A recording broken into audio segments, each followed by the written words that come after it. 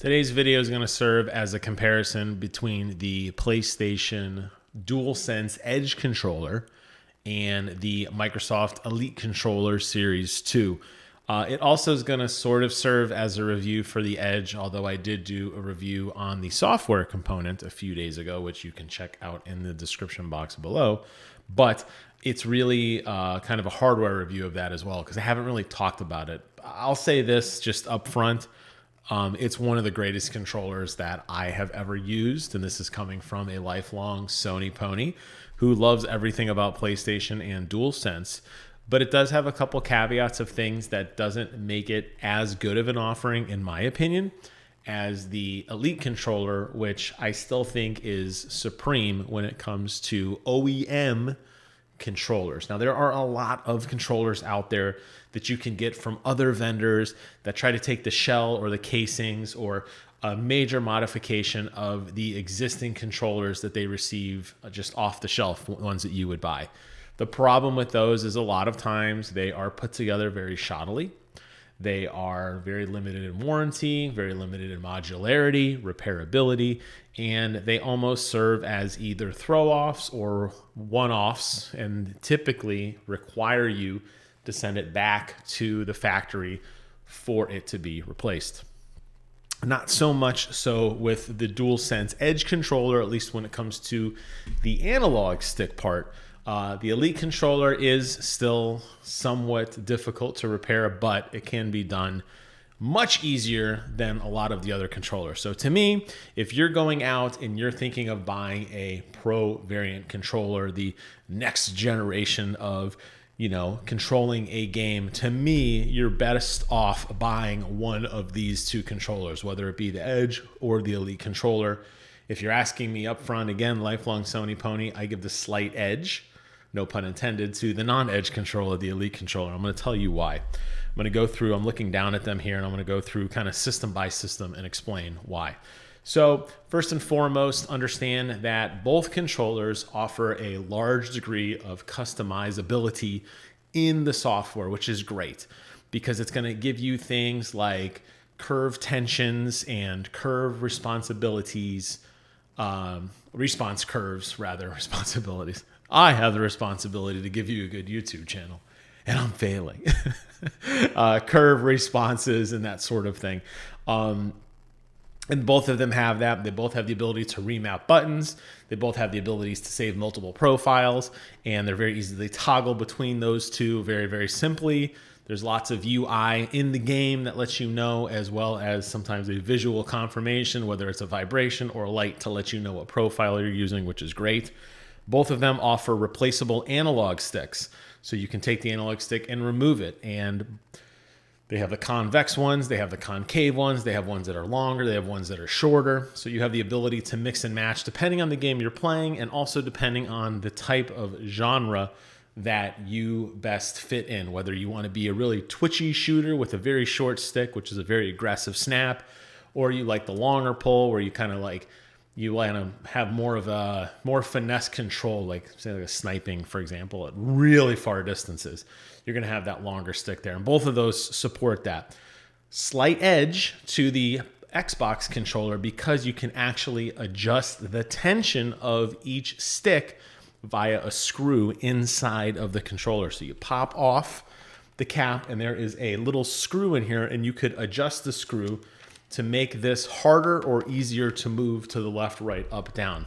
PlayStation does not offer that. So slight edge on the customization there. However, the inverse and trade-offs, everything's trade-offs, right? The PlayStation Edge actually has a modular way to completely remove that stick. And I suspect very, very soon, you're going to start to see third-party companies throwing their products into the ring as well, giving you the option to buy sticks that have different tensions, that have different technologies, different feels to them altogether. I think you're going to see that soon. So as of right now, I still think that the Elite controller is superior in that regard, but I wouldn't be surprised if PlayStation eventually overcomes it. It's very similar in design, before I move on from that, to the way that the expansion of memory was done, where Microsoft required you to buy a Microsoft branded memory stick to plug into the back of your console to increase the hard drive space. PlayStation electing to go with an open source solid state drive port where you can buy from any of the vendors. Let the market decide what the best bang for the buck is, and you as the customer reap the rewards. So I'm curious to see in the future how that actually plays out. In terms of the back paddles, definite advantage to the Elite controller because it has all 4 face buttons mapped. The PlayStation, unfortunately, only offers 2. They are dynamic, just like with the Elite controller, so you can select which button does what thing. Unfortunately, on the PlayStation, you're not going to be able to completely keep your right thumb on the right thumbstick. You're going to have to use it to hit 2 of the face buttons. Most people are going to probably map it to cross and O, and they're going to remove their thumbstick to reach up to the triangle button to open a door, or reach up to the square button to reload, or whatever the game happens to be. I'm obviously talking about Call of Duty here, but it doesn't matter. The fact that it only offers 2 paddles on the back as opposed to the Xbox's 4, to me is a major oversight, and I think it definitely loses points for that. In terms of the trigger pull on the top, both identical, both support upgraded textures on the actual tops where you're resting your fingers, so they have a nice natural grip to them. Both of them offer 3 settings of hair lock trigger settings, so you can have a full pull, a half pull, or very, very little pull, right? So you can adjust the mechanical slider. They're independent, so you can have the left thumbstick. You could have the left trigger come down all the way, and maybe the right one come down halfway. It's totally up to you. As with both, they do have software to tweak just how much tension is there, so you can have it where you just barely tap it and it maxes it out, which gives you potentially faster response time than other people you're playing against. So they both have that going for them. That is a draw in terms of, in my opinion. The Xbox does offer a slightly customizable D-pad. You can actually remove the D-pad and put on the more traditional D-pad like I have here, or the octagonal D-pad. Unfortunately, on the PlayStation, you're stuck with the traditional D-pad, which I prefer. So, I mean, I guess technically you could say that's a slight win in the customization of the Elite controller. I don't think most people are going to care about that, so it doesn't matter. In terms of build quality, in terms of look and feel, I think they both have similar offerings to their original non-pro controller variants. So if you just picked up a regular Xbox One controller or a regular DualSense controller, you're going to feel absolutely at home with these. You're going to pick them up, they're going to feel great. Battery life on the PlayStation controller, the Edge controller, is significantly lower than what the original DualSense was. And that's unfortunate because if you're in a situation where it's hard for you to charge your controller while playing, you're going to have a lot of stops. Now, for me, I have a separate charging station that sits behind me on the couch. The cable runs up underneath the couch, so I can plug and play very, very easily. But if you're in a situation where your PlayStation is across the room and you don't have an easy way to charge it and you have to stop constantly to charge it, you're going to be frustrated with this controller because the battery life is not very good.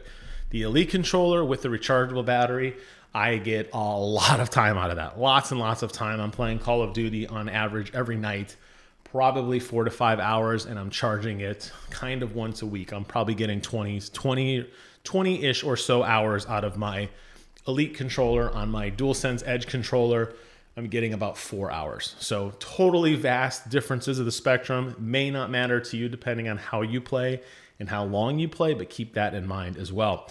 They both come with carrying cases with all your accessories, charging cables, adapters, different thumbstick, that's what I meant to say. Different pads on the back as well, so you have some customizability there. All in all, they're both great controllers.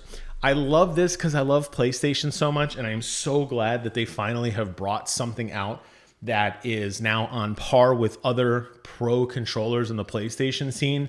I think it really hurts them ultimately with having only 2 buttons on the back, but depending on how you play and depending on the game you play, that might not matter to you. But if you're somebody who has been firmly in Sony's camp for a very long time and you're looking to upgrade your game, to me, the DualSense Edge is the best bang for your buck in terms of all the other pro controllers that are out there, the third-party ones, the scuffs, all the other controllers that exist. To me, the Edge is superior. If you're somebody like me who plays a lot of PC games and you have a little bit more option on what you choose, I would still stick with the tried and true Elite controller, primarily because it has the 4 buttons on the back. You never have to remove your thumbstick, your thumb off the thumb grip. As a matter of fact, if they released a controller that had no front face buttons, I'd be fine with that because I never use them. But they're both great, and it kind of depends. There's a little trade-off space.